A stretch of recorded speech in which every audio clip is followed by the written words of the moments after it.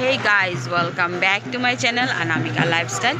তোমরা কেমন আছো? আশা করি তোমরা ভালো আছো, আমিও ভালো আছি। দেখো, আজ হলো বাসন্তী মার পুজোর লাস্ট ডে। তো লাস্ট ডে মানে নবমী। তো এখন দেখো আমি যাচ্ছি বাসন্তী পূজা দেখতে। তো ঠিক আছে, তোমরাও দেখতে থাকো।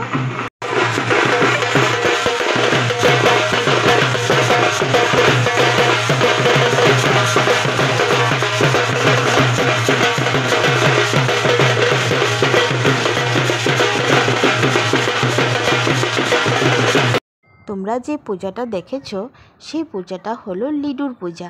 তো অনেক সুন্দর এখানে বাসন্তী পূজা হয়। বাসন্তী মাকে দেখে মনে হয় যে দুর্গা মা এসে গেছে, তো দুর্গাই তো বাসন্তী মা।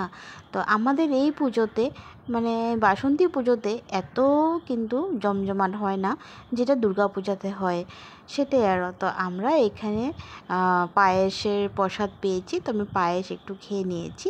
তো খাওয়ার পরে তারপরে আমরা নেক্সট পুজোতে গিয়েছি, লিডুতেই ছিলাম আমরা। তো মিলন মন্দির, সেখানেও মানে অনেক সুন্দর পূজা হয়েছে। সেখানে জানো প্রসাদ কী দিয়েছে? খিচুড়ি।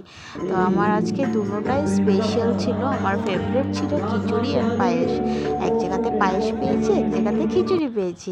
দুবারটি খিচুড়ি নিয়ে তারপরে গাড়িতে চলে গেলাম। তো একজনকে এক বাটি করেই দিচ্ছে। তো আমার মেয়েকে বললাম তুই এক বাটি নিয়ে নে, আমি এক বাটি নিয়ে নেব।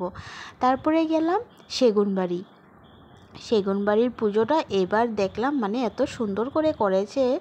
অনেক মানে মেয়েলুক পার্টি ছিল, সুন্দর করেছে একদম সুন্দরভাবে। দুর্গার যত রূপ আছে সবগুলোর মানে ফটো দিয়ে ডেকোরেশন করেছে, লাইটিং দিয়েছে।